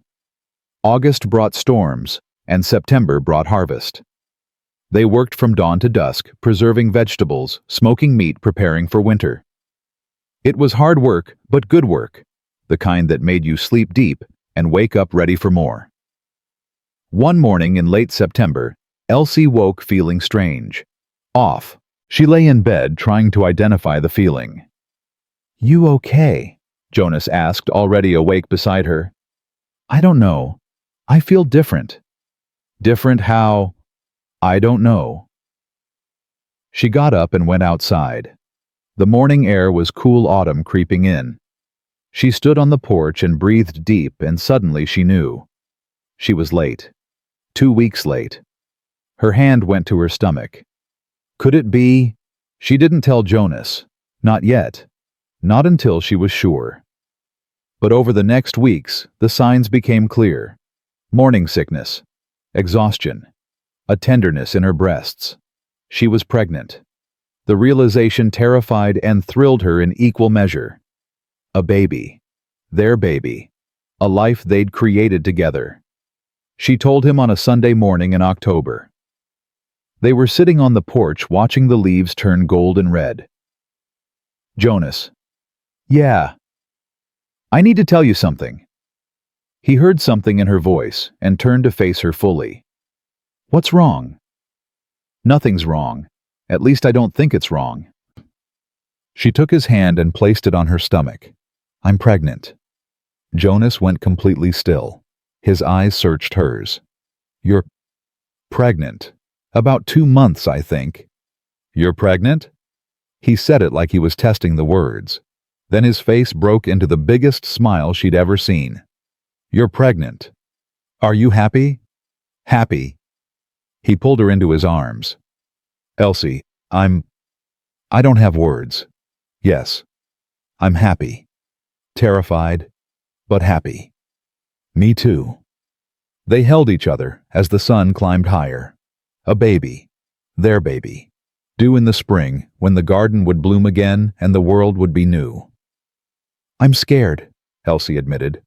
What if something goes wrong? What if... We'll face it together. Whatever happens. He pulled back to look at her. I lost Sarah and James. That nearly killed me.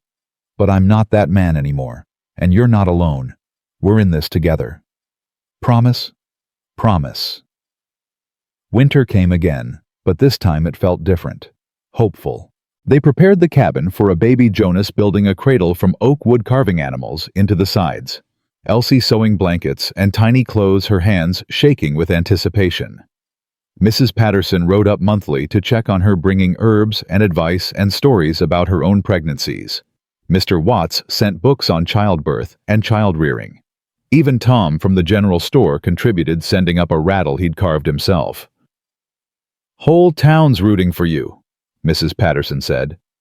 Word got around about Curtis and what he did. Nobody's sad to see him gone. Where is he? Moved west. Utah territory, someone said. Good riddance. Elsie felt something release in her chest. Curtis was gone. Really gone. The past was finally past. She grew round with the baby through winter. Jonas was attentive to the point of being annoying, constantly asking if she needed anything, if she was comfortable, if she was eating enough. I'm pregnant, not dying, she told him one morning when he tried to carry her to the breakfast table. I know, I know, she softened. But I'm fine. The baby's fine. We're both fine. Humor me. Always. Spring came with the baby. Elsie went into labor on a warm April morning, right as the garden was starting to bloom. Mrs. Patterson was there, thank God, coaching her through the pain. That's it, honey. Breathe. You're doing great. Jonas paced outside, wild-eyed and useless. Elsie could hear him through the walls. Why is it taking so long? Is she okay? Should I... Mr. Hale? Mrs. Patterson called.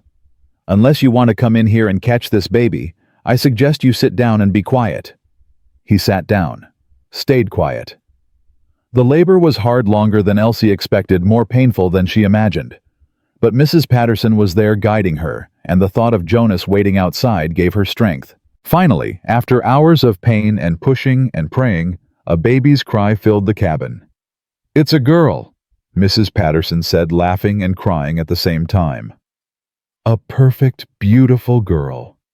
She cleaned the baby and wrapped her in a blanket, then placed her in Elsie's arms. Elsie looked down at her daughter, tiny and red and screaming, and felt her heart expand beyond anything she'd thought possible. Jonas, she called, come meet your daughter. The door burst open. Jonas rushed in. his face pale, his eyes wild. Then he saw them. Elsie exhausted but smiling, the baby in her arms, and he stopped. A girl. A girl. He moved closer, sat on the edge of the bed, and looked down at his daughter. Tears streamed down his face. "She's perfect," he whispered. "She is. What should we name her?" Elsie had thought about this for months. "Sarah, if that's okay with you." Sarah rose. Rose for hope. Jonas's face crumpled. He buried his face in Elsie's shoulder and wept. Happy tears and sad tears and healing tears all mixed together. "Thank you," he said. "Thank you." They sat together, Jonas, Elsie, and baby Sarah, a family born from broken pieces, but whole in the ways that mattered. Mrs. Patterson quietly left, giving them privacy. Outside, the garden bloomed, and the sun shone, and the world kept turning. Inside, two people who'd survived things that should have killed them held their daughter and marveled at what they'd created. Not just a baby, but a life, a home, a future. "I can't believe we made her," Elsie said, touching Sarah's tiny hand. "We're good at making things." Jonas kissed them both. Made a garden, made a home, made a family. "Think we'll be good parents?" "I think we'll try our best. That's all anyone can do." Baby Sarah stopped crying and looked up at them with dark eyes, so like her father's. She yawned and snuggled closer to Elsie's chest. "Welcome to the world, little one," Elsie whispered. "You're so loved, so wanted, so precious." Jonas wrapped his arms around them both. "We've got you, always." They sat like that for a long time, the three of them together, as the sun streamed through the window and painted everything gold. 2 years later, Elsie stood on the porch, watching Sarah toddle through the garden. She was walking now, had been for months, though her steps were still unsteady. Like her mother's, Jonas said, stubborn and determined, and refusing to give up. "Mama, look." Sarah held up a carrot she'd pulled from the dirt. "I see it, baby. That's a good carrot." Jonas came around from the barn, wiping his hands on his pants. He scooped Sarah up and she shrieked with laughter. "What have you got there, little bird? Carrot. Did you help Mama in the garden?" "Yes." He kissed her cheek and set her down. She toddled back to the garden, determined to find more vegetables. "She's just like you," Jonas said, wrapping his arms around Elsie from behind. "Stubborn.